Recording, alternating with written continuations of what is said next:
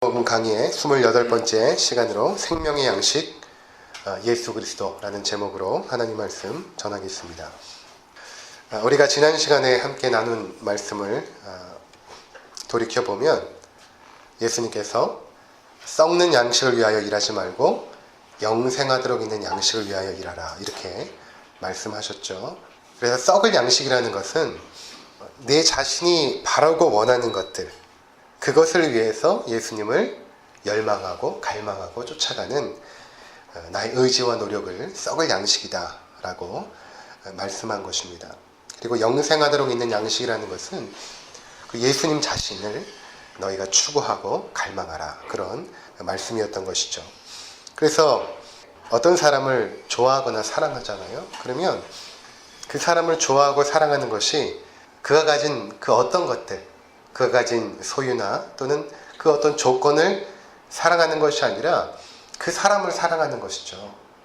만약에 그 사람의 소유나 그 어떤 것을 사랑한다고 했을 때에 그것들은 바뀌죠.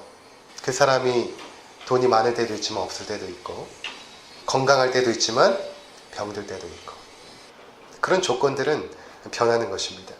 그래서 그 조건이 변했을 때 우리가 그를 사랑하지 않으면 그를 사랑하지 않는 것입니다. 마찬가지로 우리가 예수님을 따라간다는 것, 예수님을 믿고 예수님을 사랑한다는 것은 예수님이 주시는 그 어떤 것들을 우리가 기대하는 것이 아닙니다. 예수님 자신을 기대하는 것이죠. 예수님 자신을 사랑하는 것입니다. 그래서 예수님께서 너희가 영생하도록 있는 양식인 바로 나 자신을 추구하고 갈망하고 나와 함께 동거하는 것에 너희가 모든 열정을 다 바쳐야 된다라는 것이 바로 영생하도록 있는 양식을 위하여 일하는 것, 그것을 우리 가운데 말씀하신 것입니다. 자, 그래서 우리가 그렇게 예수님을 갈망하게 되면 예수님 믿는 것 때문에 닥쳐오는 그 어떤 고난들이나 역경들이 있어요. 그때 정말로 예수님을 사랑하는 사람들은 예수님을 떠나지 않습니다. 그렇겠죠. 결혼을 했는데 남자가 가지고 있는 조건을 보고 결혼한 거예요. 그러면 그 여자는 그 조건이 없어질 때 남자를 떠나거나 무시하게 될 것입니다. 그러니까 우리가 정말로 예수님을 사랑하게 되면 예수님께서 우리에게 고난을 주셔도, 아픔과 역경을 주셔도 예수님은 그냥 묵묵히 따라가는 거예요. 그건 예수님을 사랑하니까 그런 것입니다. 그래서 인생의 모든 선택과 결정의 순간에 예수님을 선택합니다. 굉장히 이제 중요한 것입니다. 예수님을 선택하는 것이 가장 가치 있는 일이기 때문에 예수님을 선택하는 거예요. 만일 이런 일이 있었어요. 재작년인가 작년인가 청소년을 대상으로 설문조사를 했습니다. 중학생, 고등학생.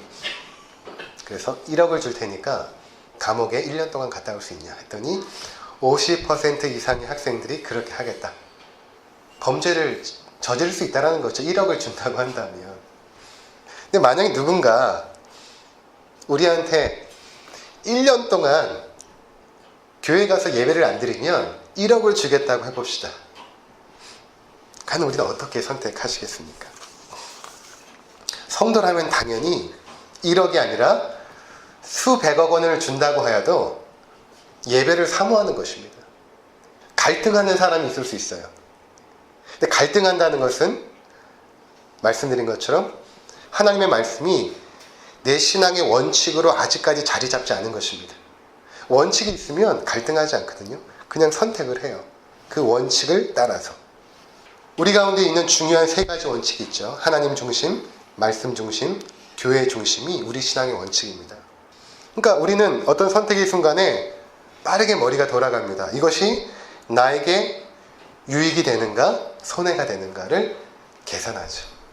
그래서 유익이 되면 하고 손해가 되면 하지 않습니다. 근데 그것이 삶의 원칙이 되어서는 절대 안 돼요.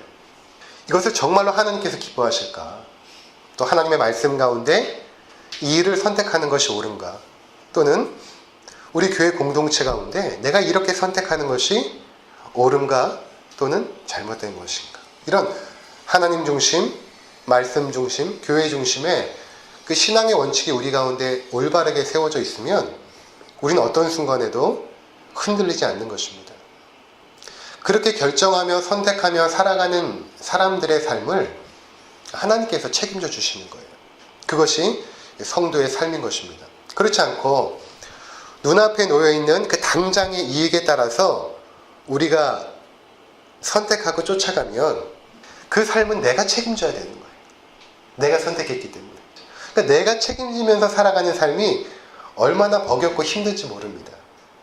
그러니까 수고하고 무거운 짐진 자들아 다 내게로 오라 내가 너희를 쉬게 하리라 하셨던 그 예수님의 말씀은 그 모든 무거운 짐을 예수님께 맡기고 예수님께 우리 인생을 책임져 달라고 부탁을 하는 거예요. 그리고 그분을 따라가는 것입니다. 그러면 우리를 푸른 초장과 쉴만한 물가로 인도하시는데, 그렇지 않고 내가 그 무거운 짐을 지고 내가 선택하고 내가 책임지겠다라고 하는 것입니다. 그것은 신앙인들의 올바른 모습은 아닌 것입니다. 그래서 성도의 삶은 어떤 면에서 손해보는 것처럼 보여요. 말씀드린 것처럼 헌금한 만큼 손해보는 거예요. 여러분들이 이 시간 주님 앞에 나와 예배 드리는 시간만큼 어떤 면에서 손해보는 것입니다. 하나님 앞에 드려지는 모든 시간이 어떻게 보면 손해보는 것 같습니다. 그런데 실제로 우리 인생을 잘 돌이켜보면, 여러분의 인생을 잘 돌이켜보면 내가 하나님을 선택하고 예수님과 함께 있는 것을 선택했던 그 순간만큼 가장 평안하고 기뻤고 안정되었습니다. 반면에 내 삶의 유익을 따라 선택하고 나아갔던 순간은 오히려 나에게 염려를 주었고 불안함을 주었고 근심을 가져다 주었던 것입니다. 자, 이렇게 우리가 지난 시간의 말씀들을 요약을 하고 오늘 말씀을 한번 살펴보도록 하겠습니다. 오늘 말씀은 예수님께서 무리들에게 나는 하나님이 보낸 사람이다. 그리고 나를 믿는 것이 곧 하나님이 원하시는 일이다. 이렇게 이제 말씀하신 것입니다. 그랬더니 30절에 무리들이 뭐라고 말하냐면, 정말로 그렇다면 당신이 하나님이 보내신 분이고 하나님이 원하시는 일이라는 것이 우리가 당신을 믿는 일이라면 그러면 당신이 표적을 한번 보여주십시오. 정말로 하나님이 보내신 분이라는 그 표적을 한번 보여주십시오. 이렇게 말합니다. 그러면 우리가 믿겠습니다. 이런 요구인 것입니다. 그러나 우리가 아는 것처럼 이미 예수님께서 오병이어 사건으로 표적을 보여주셨어요. 그런데 무리들은 그 오병이어 사건을 마치 까마득히 잊은 것처럼 보입니다. 그리고 또 다른 표적을 보여달라고 요구하고 있는 것입니다. 그러면서 자신들의 조상들이 광야에 있을 때에 만나를 먹는 그런 놀라운 일들이 있었는데, 우리가 이 사건 잘 알죠. 이스라엘 백성들이 출애굽하여서 광야에 있을 때 먹을 것이 없었잖아요. 그때 하나님께서 만나를 매일 아침마다 내려주셨죠. 그것을 그들이 광야 40년 동안 먹었고 가나안 땅에 들어가서 곡식을 파종하여 수확하여 먹을 때까지 그 만나를 주셨거든요. 그래서 그들이 요청하는 것은 무엇인가 하면 그거에 비견할 만한 표적이 너에게 있느냐, 그것을 우리에게 보여줄 수 있느냐, 이렇게 지금 요구하는 것입니다. 이미 오병이어 사건은 그 만나 사건을 우리 가운데 연상케 하죠. 넓은 광야 지역으로 예수님께서 가시지 않습니까? 요단 동편 광야 지역으로 가셨는데 거기에 드넓은 초원이 있었습니다. 그곳에 그 남자만 5,000명, 전부하면 약 2만 명이 넘는 사람들을 다 그 자리에 앉히시고 그들을 보리떡 5개와 물고기 2마리로 다 먹이셨죠. 이것은 놀라운 표적이었던 것입니다. 그 표적을 보여주니까 그들이 예수님을 억지로 왕으로 삼으려고 했던 것입니다. 근데 그들은 지금 또 다른 표적을 요구하고 있는 것입니다. 더 자극적이고 더 신비로운 표적을 한번 보여주십시오. 이렇게 지금 요구하고 있는 것입니다. 우린 여기서 어떤 신비적인 체험이나 신앙에 기대어서 믿음을 가지려고 하는 사람들을 보게 되죠. 자주 말씀드리지만 신비적인 체험이 실제로 있어요. 그런데 그 신비적인 체험은 우리의 신앙을 강화시킬 수는 있어요. 그런데 그것이 우리 신앙의 근거는 되지 못합니다. 기도하니까 실제로 사람들이 막 넘어져요. 저도 본 적이 있어요. 사역자들이 나와서 머리에 손을 얹고 기도하면 사람들이 툭툭 넘어져요. 그리고 때로는 기도하면 질병에 걸린 사람이 낫기도 합니다. 저도 아직까지 병원에 한 번도 입원해 본 적이 없는데 어릴 적에 늘 외할머니께서 아프면 기도해 주셨어요. 그러면 실제로 몸이 시원하게 낫는 것을 경험했습니다. 그런 일이 있어요. 또 귀신 들린 사람이 그 귀신이 쫓겨나가고 제정신이 돌아온 일도 저도 본 적도 있고 실제로 지금도 나타나는 현상들입니다. 그런데 그런 것들을 보고 경험하여서 예수님을 믿는다고 하면 잘못된 것이라는 것입니다. 왜냐하면 여러분 다른 종교에서도 이런 일들은 있어요. 기독교에만 일어나는 신비한 현상이 아닙니다. 찾아보면 이런 일들을 주 업으로 하는 용하다는 스님들도 있고 무당들도 있어요. 그러니까 그러한 신비적인 일들이 있어야만 예수님을 믿겠다라고 하는 것은 아주 잘못된 신앙인 것입니다. 그런데 예수님을 따르는 무리들은 계속해서 표적을 요구하고 있는 것입니다. 그래서 이미 예수님께서는 4장에 이렇게 말씀하셨습니다. 4장 48절에 보면 예수께서 이르시되 너희는 표적과 기사를 보지 못하면 도무지 믿지 아니하리라. 이러한 믿음이 잘못된 것이라는 지적인 것입니다. 우리가 이것을 어떻게 알 수 있는가 하면 누가복음에 보면 16장에 거지 나사로 이야기 아시죠? 부자가 나오고 거지 나사로가 나옵니다. 이 둘이 죽었어요. 그래서 나사로는 천국에 가고 부자는 지옥에 갑니다. 근데 이 부자가 지옥의 고통이 너무나 끔찍한 것입니다. 그래서 천국에 있는 아브라함에게 요청을 합니다. 뭐라고 요청하냐면 아브라함이여 내가 형제가 5명이 있습니다. 그런데 나사로를 우리 형제들에게 보내어서 제발 이 고통받는 곳에 오지 않도록 경고하게 해주십시오. 그렇게 이제 요청을 합니다. 그러니까 무슨 말인가 하면 나사로를 다시 살려내서 그 살아난 자가 우리 형제들에게 가서 천국과 지옥이 있으니 제발 예수님을 믿고 천국 가십시오. 이렇게 경고하라는 것입니다. 그렇게 이 부자가 요청을 해요. 아브라함에게. 여러분 생각해 보세요. 정말 그럴 것 같지 않습니까? 죽어있는 자가 살아나는 거예요. 살아나가지고 그가 이제 사람들을 찾아다니면서 제가 죽었다 살아났습니다. 제가 천국을 경험을 했고 지옥을 보았습니다. 여러분 예수 믿고 정말 천국에 가셔야 됩니다. 이렇게 증거를 하고 다니는 것입니다. 그러면 정말 예수님 믿을 것 같지 않습니까? 이것은 귀신이 쫓겨나가고 병자가 치유받는 것이 아니라 죽은 자가 살아나는 표적인 것입니다. 그 기적이에요.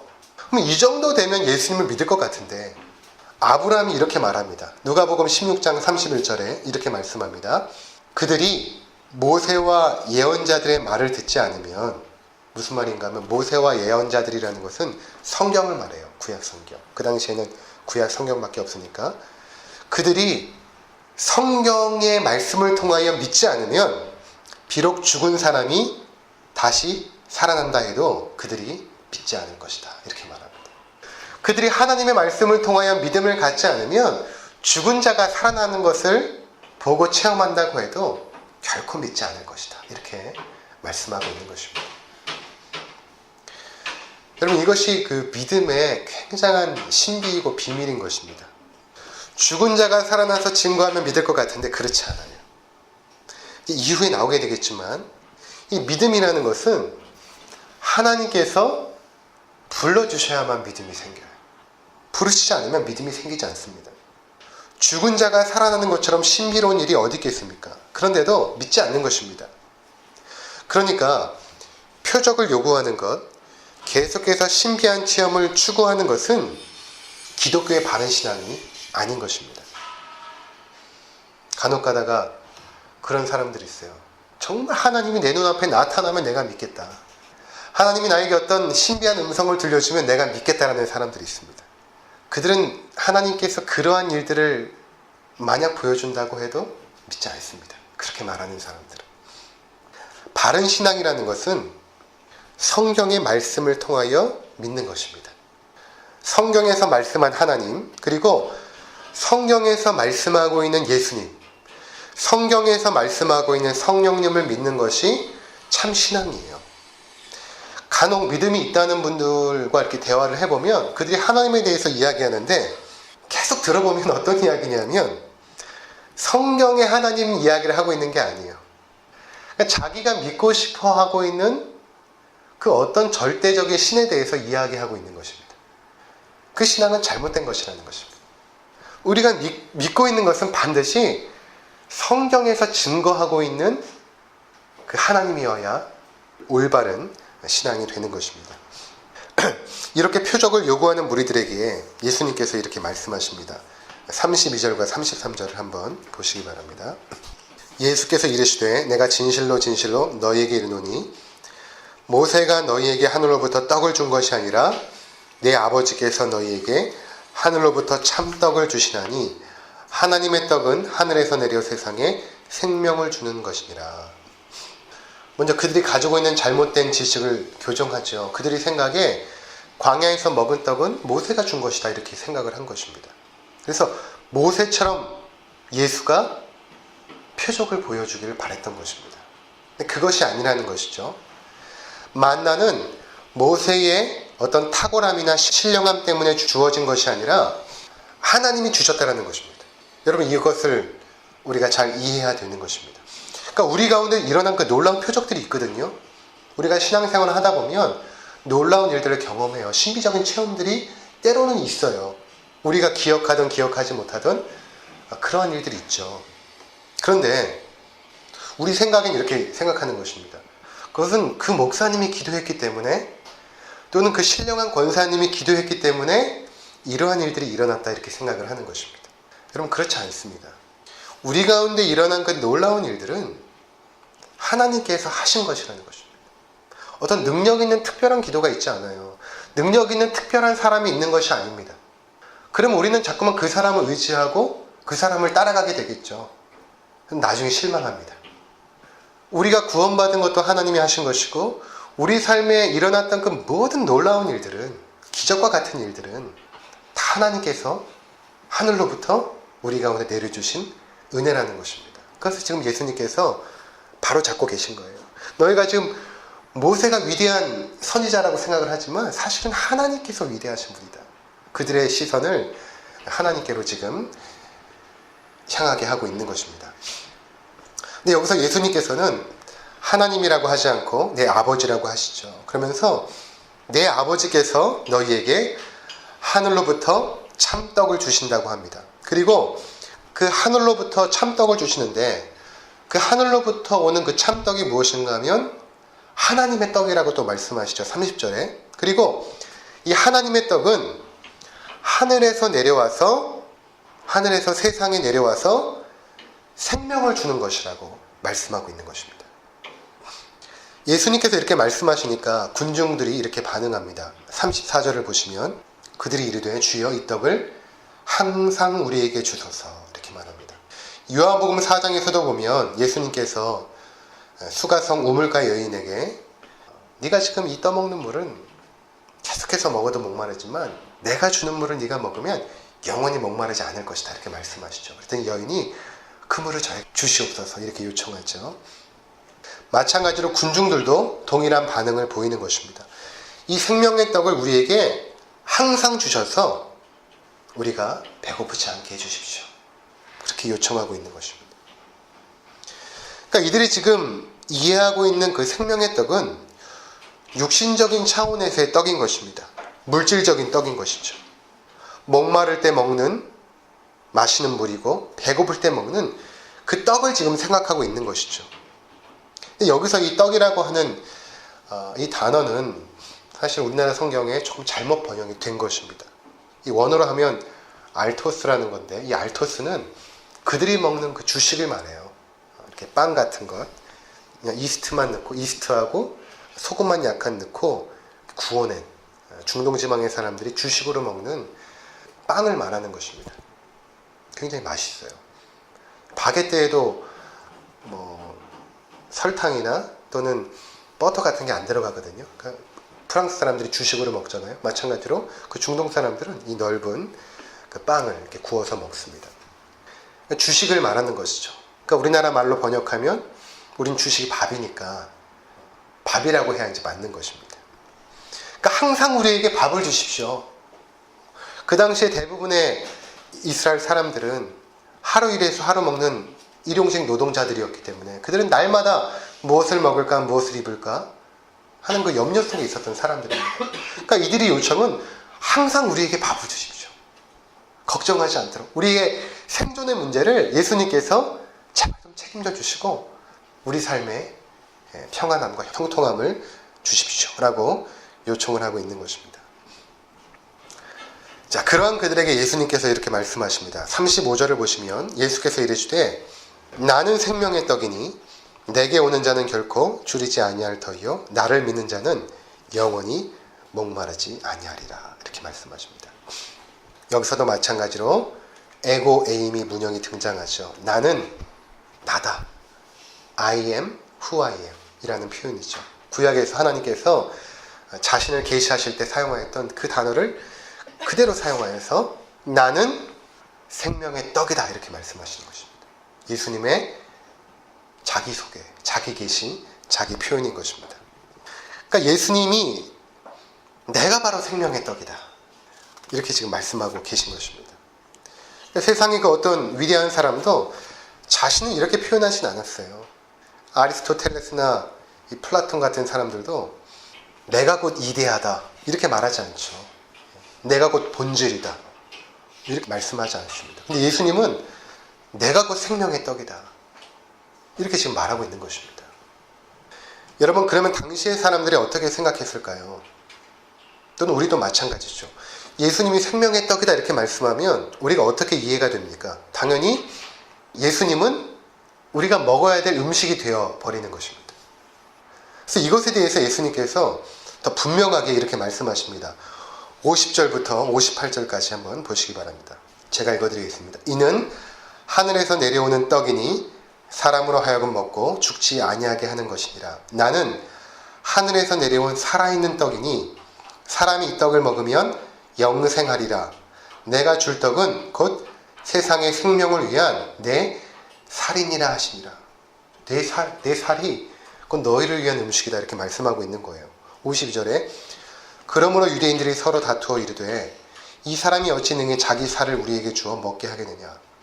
예수께서 이르시되 내가 진실로 진실로 너희에게 이르노니 인자의 살을 먹지 아니하고 인자의 피를 마시지 아니하면 너희 속에 생명이 없느니라. 내 살을 먹고 내 피를 마시는 자는 영생을 가졌고 마지막 날에 내가 그를 다시 살리리니 내 살은 참된 양식이요 내 피는 참된 음료로다. 내 살을 먹고 내 피를 마시는 자는 내 안에 거하고 나도 그의 안에 거하나니 살아계신 아버지께서 나를 보내심에 내가 아버지로 말미암아 사는 것 같이 나를 먹는 그 사람도 나로 말미암아 살리라. 이것은 하늘에서 내려온 떡이니 조상들이 먹고도 죽은 그것과 같지 아니하여 이 떡을 먹는 자는 영원히 살리라. 이렇게 말씀하십니다. 자, 이것을 정리하면 다음과 같습니다. 첫 번째로 예수님 자신이 누구인가? 하늘에서 내려온 떡이라는 것입니다. 생명의 떡. 두 번째로 이 떡을 우리가 먹게 되면 우리는 영생을 얻게 되고 마지막 날 다시 살아나게 됩니다. 세 번째, 이 떡을 먹는 것은 곧 예수의 살을 먹고 예수의 피를 마시는 것입니다. 네 번째, 따라서 우리가 예수의 살과 피를 먹어야만 영생을 얻고 마지막 날에 다시 살아나는 것입니다. 그러면 우리가 식인 정도가 아니고 예수의 살을 먹고 예수의 피를 어떻게 먹는다는 것입니까? 지금 예수님께서는 어떤 의미로 이 말씀을 하고 있는가 하면 너희가 예수를 믿는 것에 대해서 예수의 살을 먹고 예수의 피를 마시는 것이라고 설명하고 있는 거예요. 그래서 40절을 보면 이렇게 말씀하죠. 내 아버지의 뜻은 아들을 보고 믿는 자마다 영생을 얻는 이것이니 마지막 날에 내가 이를 다시 살리리라 하시니라. 또 47절에도 진실로 진실로 너희에게 이르노니 믿는 자는 영생을 가졌나니. 그러니까 예수님께서 믿는 것과 예수의 살을 먹고 피를 마시는 것을 지금 이렇게 반복하여서 병행하여 사용하고 있는 것입니다. 그래서 이것이 지금 굉장히 조화롭게 그것을 듣고 있는 그 사람들의 머리에 각인되고 있는 거예요. 아, 예수님을 믿는 것은 예수를 먹는 거고 예수의 피를 마시는 거구나 라는 것이 아주 자연스럽게 우리 머리 가운데 이미지로 강하게 박혀버린 것입니다. 왜 예수님께서 이렇게 설명을 하실까? 왜 굳이 예수를 먹고 예수의 피를 마시는 것으로 믿음을 설명하는 것일까? 그것은 믿음이라는 것이 너무나 중요하기 때문에, 이것은 너무나 중요하기 때문에 우리가 가장 잘 이해하는 방식으로 예수님께서 설명하신 것입니다. 그러니까 하늘의 놀라운 비밀은 너무나 광대하여서 우리 인간들이 이해할 수 있는 수준으로 낮추어서 설명하지 않으면 우리가 이해하기 힘들거든요. 그러니까 예수님께서 우리가 가장 잘 이해할 수 있는 방식으로 그 믿음의 신비를 설명하려고 하니까 먹는 것이 가장 잘 이해가 되는 거예요. 그래서 이렇게 지금 설명하고 있는 것입니다. 그래서 그 믿음이라는 추상적이고 관념적인 개념을 아주 현실적이고 체험적인 것으로 우리 가운데 말씀하고 계신 것입니다. 자, 간혹가다가 믿음을 이렇게 생각하는 경우가 있어요. 믿는다라는 것은 성경에 있는 지식들을 우리가 아는 것이고 그 지식에 동의하면 믿는 것이다, 이렇게 생각하는 경우가 있습니다. 또는 믿음이라는 것을 자기 확신이나 신념이라고 생각하는 사람도 있어요. 믿습니다 하면은 그것이 믿음이라고 생각을 하는 거예요. 그래서 예수님께서는 이게 너무 중요하기 때문에 믿음이 이러한 오해가 없도록 너희가 예수 믿는 것이 무엇인가를 우리 가운데 아주 분명하게 말씀하신 거예요. 예수 믿는 것은 예수를 먹는 것입니다. 우리가 빵을 뜯어서 먹죠. 또는 우리가 밥을 떠서 먹죠. 그럼 어떻게 됩니까? 이거 우리 입에 넣게 되면 처음엔 우리 입에서 이제 씹혀지죠. 씹혀져서 우리 몸 안에 들어가서 여러 가지 화학작용을 통해 우리에게 피를 만들고 조직을 만들고 세포를 만들고 우리 몸에 에너지를 주죠.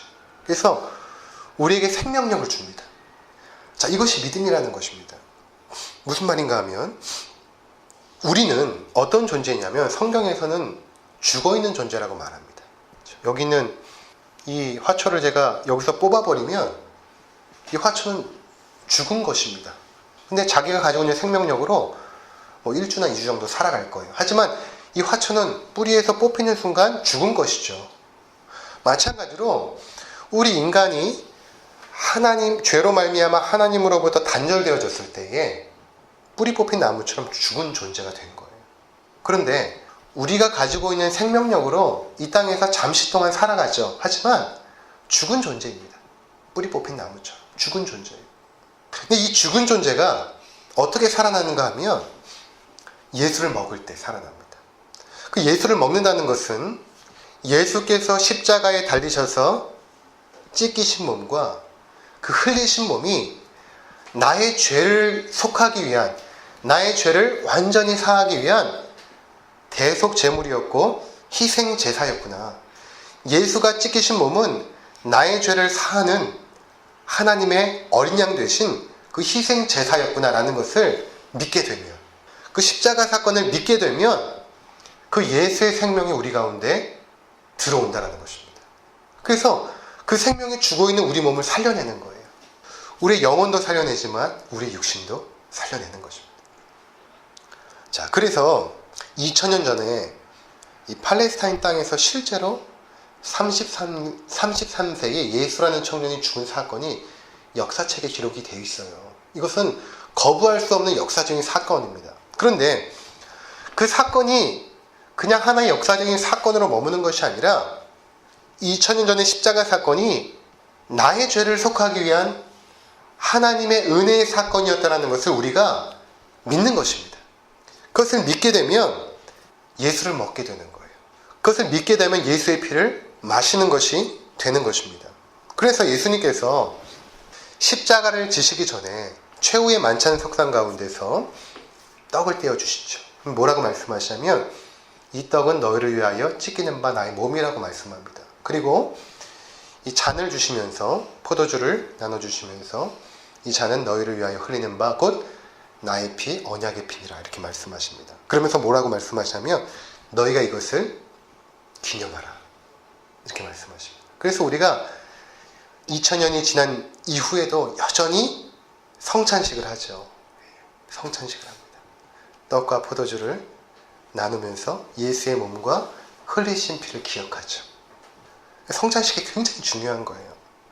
대부분의 교회가 1년에 2번 정도 하는데 저희 교회는 매달 한 번씩 하죠. 사실 더 많이 할수록 좋습니다. 근데 이게 너무 자주 하게 되면 관습처럼 습관처럼 될까봐 한 달에 한 번 하는 것입니다. 근데 우리가 그 성찬식을 하면서 그 떡과 피를 먹죠. 먹습니다. 그것이 실제로 예수님의 살과 예수님의 피는 아니에요. 천주교도의 교도들은 그렇게 믿어요. 그 이제 카스테라, 우리는 이제 이 빵을 사와서 먹게 되는데 그 빵을 먹고 포도주를 마시면서 천주교인들은 그게 진짜 예수의 살과 예수의 피라고 믿습니다. 그들이 화채설이라고 말하는데 그래서 그걸 떨어뜨려서도 안 되고 절대 안 됩니다. 근데 우리는 그것이 아니라 그건 단순히 상징이죠. 예수의 살을 상징하고 예수의 피를 상징하는 것입니다. 그리고 그 성찬 가운데 성령께서 임재하세요. 그래서 우리는 두 가지를 믿어요. 화채설이 아니라 실제로 예수의 살과 피가 아니라 영적 임재설. 그 성찬 가운데 성령께서 영적으로, 예수께서 영적으로 임재하고 또 하나는 상징설, 상징이다 이렇게 이제 믿는 것입니다. 그러니까 우리가 그것을 먹고 마실 때에 죽어있는 내 몸 안에 예수의 몸과 피가 들어와서 내가 살아났구나. 그래서 이제는 내가 죽어있는 몸이 아니라 예수 그리스도와 연합된 몸이 되었구나. 그래서 내가 영원히 예수와 함께 생명을 가지고 살아가는 그러한 존재가 되었구나 라는 것을 확인하고 인식하는 순간이 언제냐면 성찬식인 것입니다. 그래서 제가 뉴질랜드에서 사역할 때 함께 사역했던 덩컨 목사님께서 성찬식이 끝난 다음 날은 요만한 그 케이스에다가 잔하고 빵을 이렇게 담아가지고 저랑 어딜 가냐면 요양원도 가고 병원을 갑니다. 그분들께서 이제 교회 나오지 못해서 성찬식을 못한 거예요. 찾아가서 병상에 누워있는 분들에게 성찬식을 해요. 그만큼 중요한 거예요. 저도 그거 보면서 나도 한국 가면 저렇게 해야겠다. 성찬이 이렇게 귀한 것인데 아파서 교회 못 오시는 분들, 병들어서 못 오시는 분들 찾아가서 성찬식을 해야 되고 이 성찬을 통해서 우리는 예수와 연합되었다. 예수와 내가 한 몸이 되었다는 것을 확신하게 되는 것입니다. 이러한 것을 통해서 우리는 두 가지의 은혜를 갖게 되는데 첫 번째로는 내가 예수를 믿게 된 것, 예수를 먹게 된 것, 그렇죠?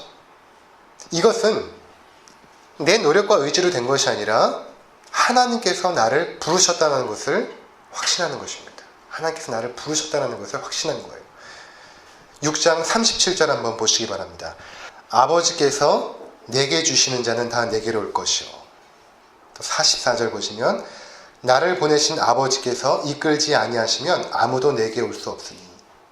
그러니까 예수를 믿는 것은 다른 말로 하면 하나님께서 나를 이끌어 주신 거예요. 예수께로. 내가 찾아간 것 같은데 그렇지 않아요. 하나님께서 우리를 불러주셔서 예수께로 인도하신 거예요. 이것이 첫 번째 큰 은혜인 것입니다. 하나님께서 나를 불러주셨다. 두 번째 확신은 무엇인가 하면 그렇게 불러주신 자들을 하나님께서 마지막 날까지 인도하시고 마침내는 다시 살려내신다라는 것입니다. 39절 한번 보시기 바랍니다. 39절 나를 보내신 이의 뜻은 내게 주신 자 중에 내가 하나도 잃어버리지 아니하고 마지막 날에 다시 살리는 이것이니라. 40절 내 아버지의 뜻은 아들을 보고 믿는 자마다 영생을 얻는 이것이니 마지막 날에 내가 이를 다시 살리리라 하시니라. 44절 나를 보내신 아버지께서 이끌지 아니하시면 아무도 내게 올 수 없으니 오는 그를 내가 마지막 날에 다시 살리리라. 54절 내 살을 먹고 내 피를 마시는 자는 영생을 가졌고 마지막 날에 내가 그를 다시 살리리라. 이렇게 말씀하십니다. 마지막 날에 다시 살린다는 것은 예수께서 부활하실 때에 우리를 그 부활의 몸으로 만들어 주신다는 것이죠. 그때까지 우리를 하나님께서 붙잡고 인도하신다는 것입니다. 그러니까 하나님께서 부르신 그 사람은 끝까지 책임져 주시는 거예요. 끝까지. 그러니까 우리가 처음 말씀드린 것처럼 이 은혜를 받은 성도라면 당연히 이 땅 가운데서 어떻게 살아야 됩니까? 그럼 당연히 하나님의 뜻을 순종하면서 그분을 예배하고 경외하면서 살아야 되는 것입니다. 그것이 성도의 삶인 것입니다. 그럴 때 하나님께서 우리를 끌고 가세요. 우리를 끌고 가십니다. 만약에 따라오지 않으면 어떡할까요? 징계하시고 채찍질을 하셔서라도, 우리를 때려서라도 우리를 하나님이 원하고 하나님이 세우고자 하시는 그 자리까지 우리를 끌고 가십니다. 그 자리가 바로 하나님 나라의 그 영광의 자리예요. 아무쪼록 이 은혜를 다시 한번 새롭게 마음판 가운데 새기시는 우리 모두가 되시기를